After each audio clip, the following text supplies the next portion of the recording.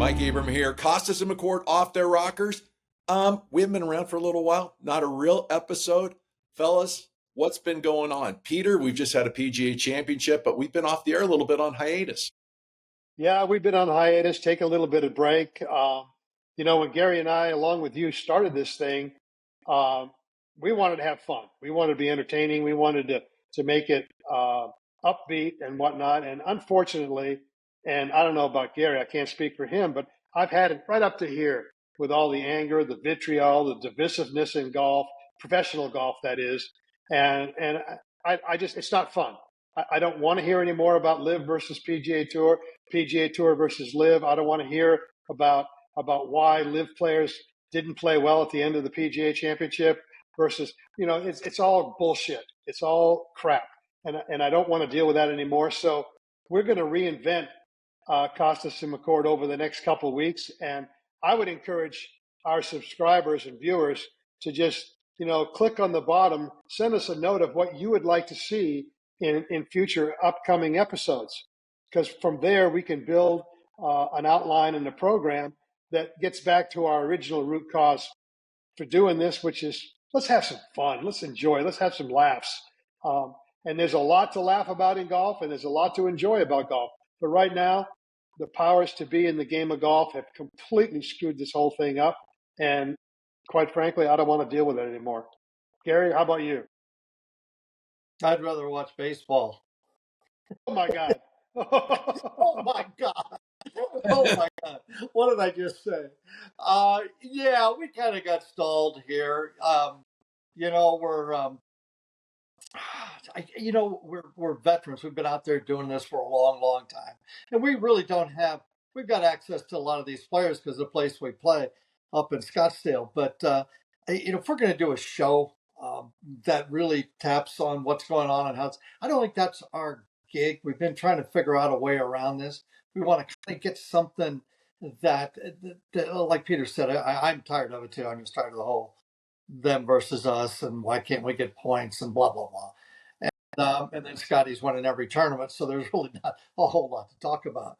So if we can go out and kind of come up with something, we got a lot of ideas, but I think it's great to have the people chime in and write us some emails and to ask them what we should do, what they want us to do, so we can do a show, have some fun, and click on what they're thinking about, and get those lines parallel. So that's kind of where we are right now. We're sitting here, we're treading water, we're not swimming any direction.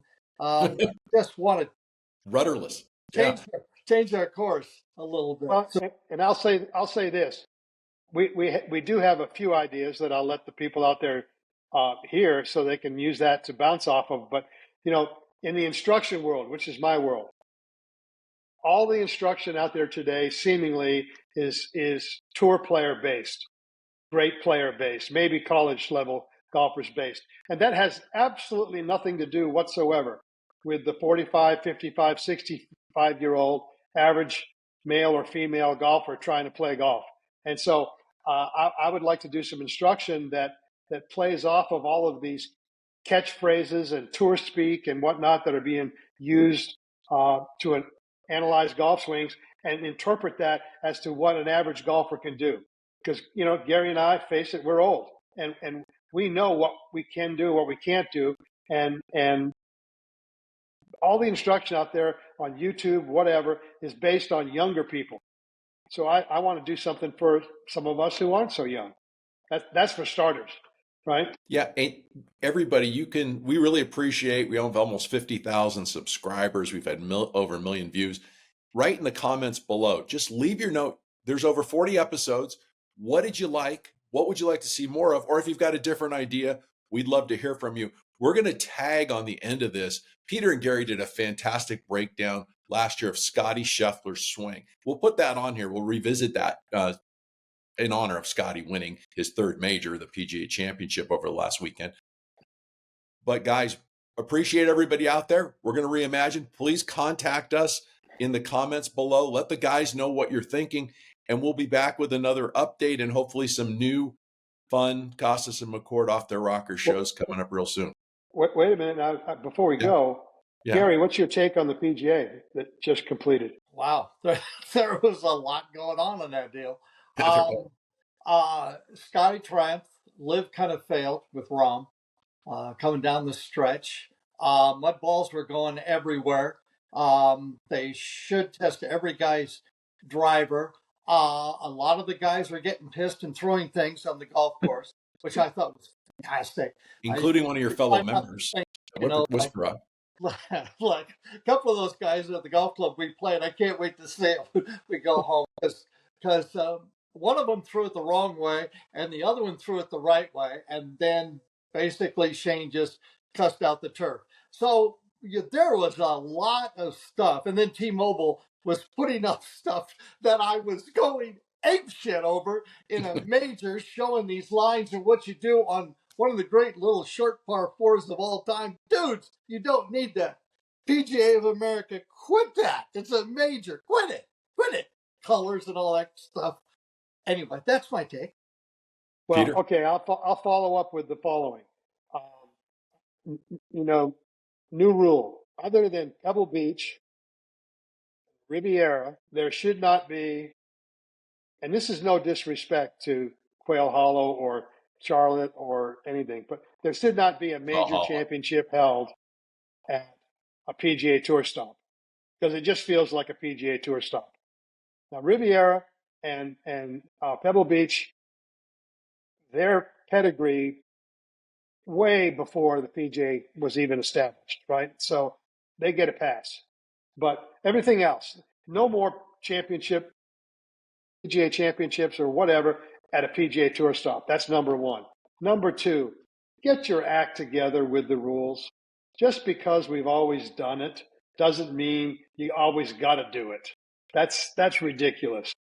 They knew what was going to happen with mud balls, and they knew how it was going to be problematic. And I know there's guys that, some of the old guys, they're saying, oh, quit your bitching, flight the ball down so it lands at a shallower angle and doesn't pick up mud. Yeah, right. You're going to change your whole way you've been playing golf, for this one day. And who knows if you've practiced those shots in the last 2 months. It's ridiculous. Deal with the mud balls for one day, and then off you go. Keep the competition going. As far as live and whatnot, I understand John Rahm, screwed up the last few holes, but Bryson finished second, Rahm finished eighth. I think Joaquin Neiman finished top 10, right? So I mean, live did okay, and to arbitrarily for someone to say that the reason John Rahm screwed up the last 3 holes was because he's not used to playing 72 holes is pure unadulterated bullshit. It is. You can make a case that they're not playing enough competitive golf. In other words, they're only playing.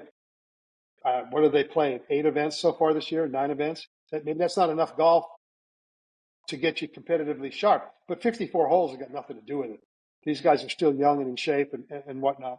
So that's the anger that's created between Live and PGA Tour that I absolutely, totally dislike and don't want to deal with. It's crap. You can come out with a hot take for clicks and whatever, but you're not right just because it's a hot take. Gary, final word. I agree with Peter. Well, I agree with Peter and Gary too. But remember, if you guys, whatever you want to see from Peter and Gary on the show, please put it in the comments below. Thanks so much for watching. Stick around and watch Peter and Gary break down Scottie Scheffler's swing in a way that I haven't seen anyone else do.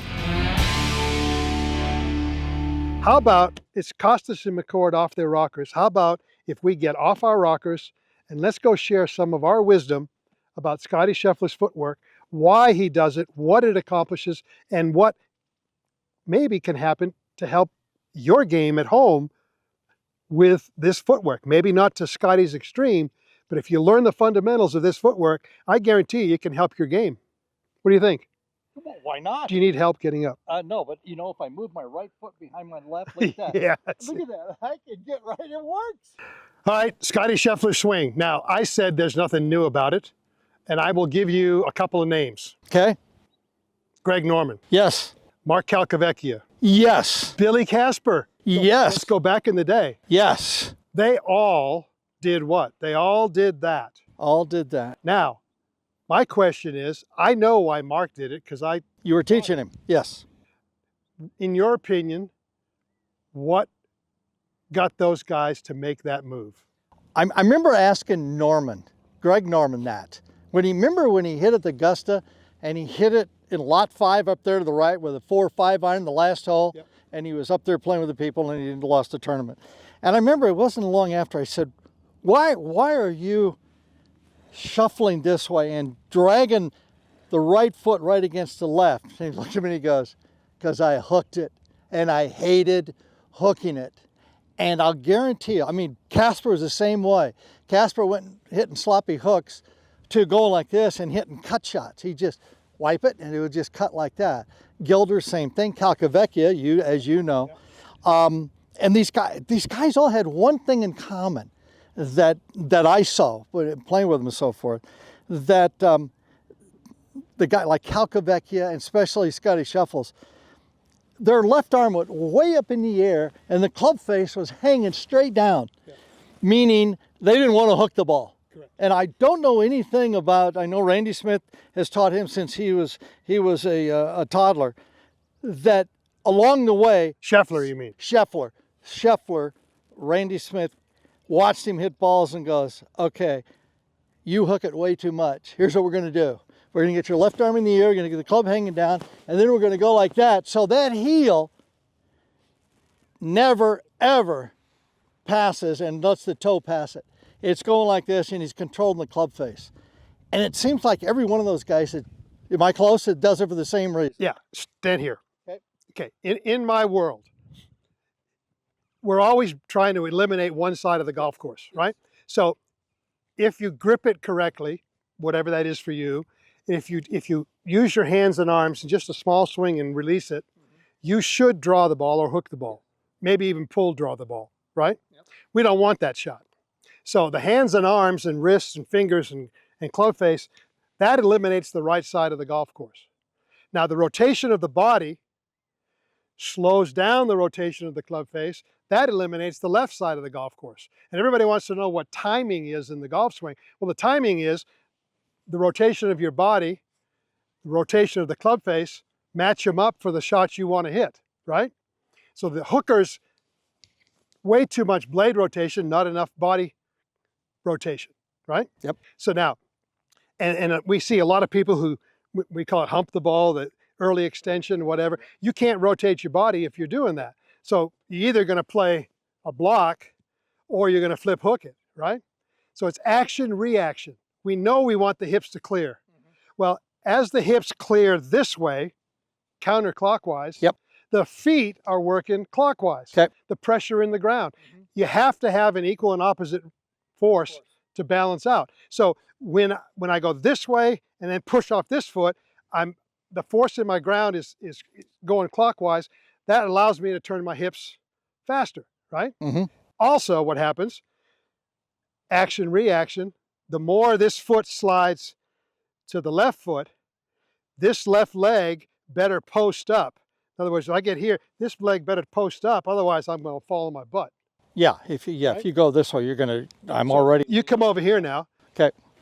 And just make some practice swings and just drag your right toe over to your left toe.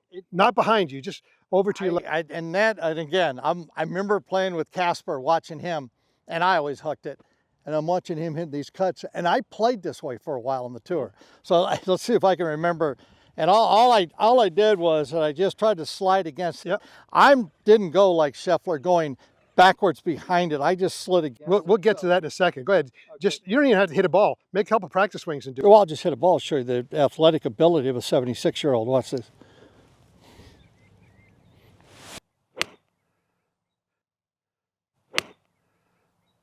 Notice how this leg had to post up and straighten, and that hip had to clear. If you did, you'd have fallen over, right? So action, reaction. As the right leg drives toward the left and you drag the foot parallel to the target line, this hip and leg have to clear Right. Humans want balance. Right. Right? Right. Okay. Now, this, the early extension, the spine straightening up, and the shoulders coming through flat, that's a no-no in the golf, right? Yes, because now I'm dumping, I'm going like this, and it's either going over there or over there. And so now we're going to go, go ahead and set up. Okay. Now we're going to go toe to heel. Okay. And as you drag your toe down this line, go ahead and drag your toe down that line. That's going to be fun. The only way you can maintain your balance is to keep this out over the ball. Yeah, no question. No Right? question. Okay. Hold on, let me get this. So you want it going just like it is there. Yeah. I'm liable to hurt something here. So push your right toe towards your left heel. I'll do it best I can.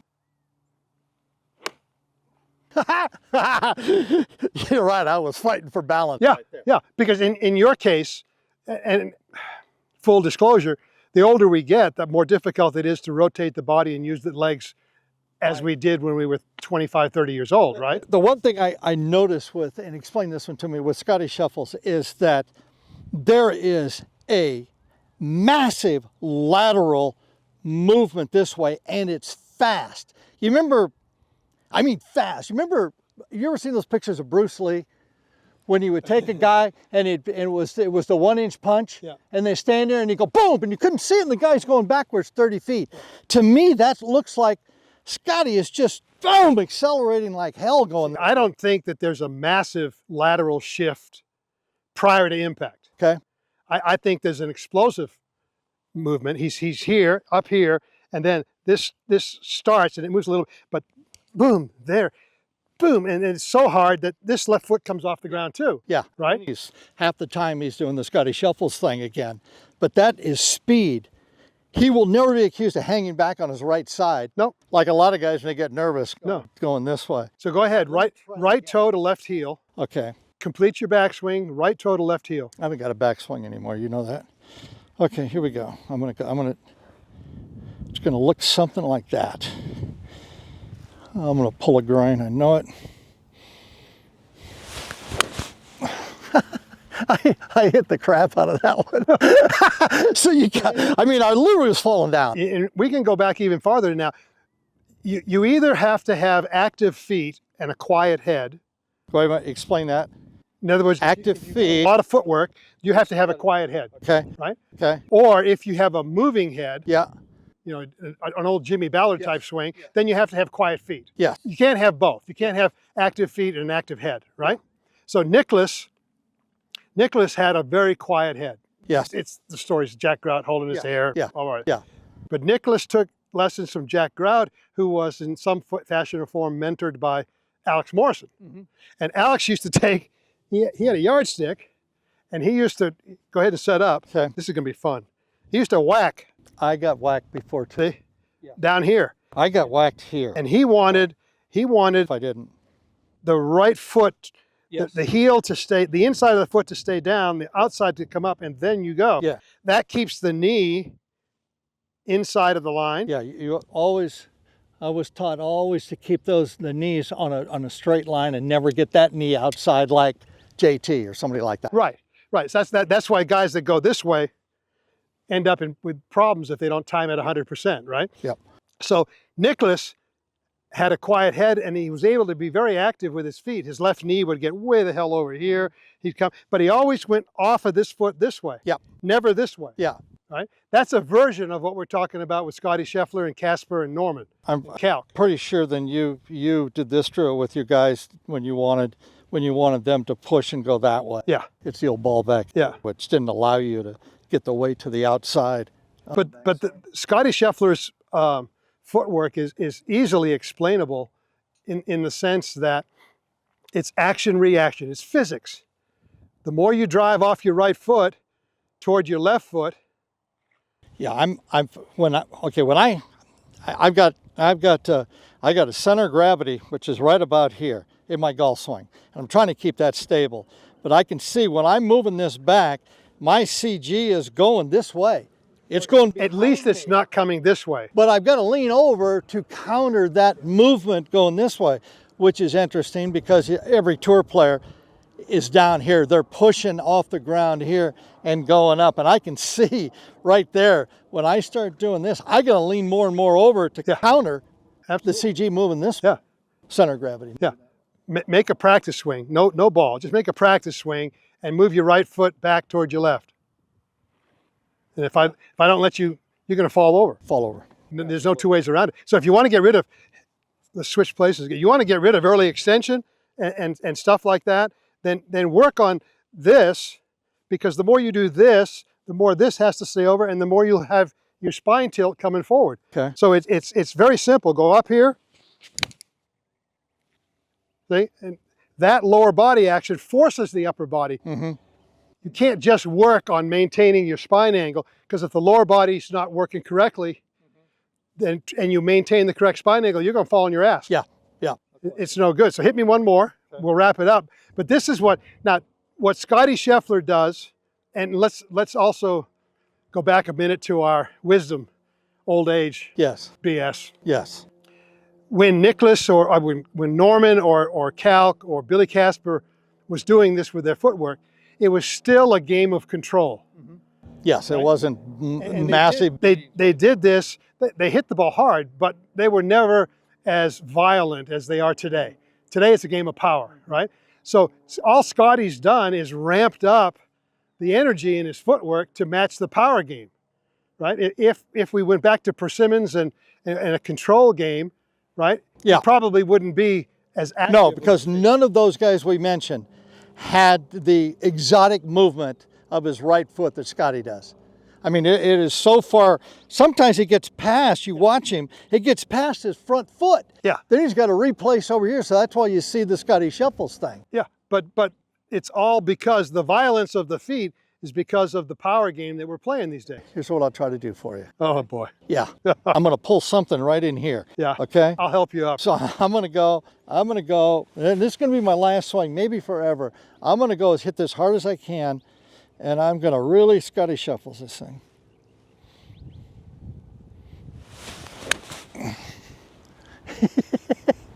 Pretty good, isn't it? How do you hit it right in the middle of the club face when you're falling down? Because, and this is important, your center of gravity stayed, we turned around within reach, but it stayed inside a softball, okay. Right? It didn't slide, it didn't go lateral, it didn't go forward and back, didn't go up and down prior to impact, right?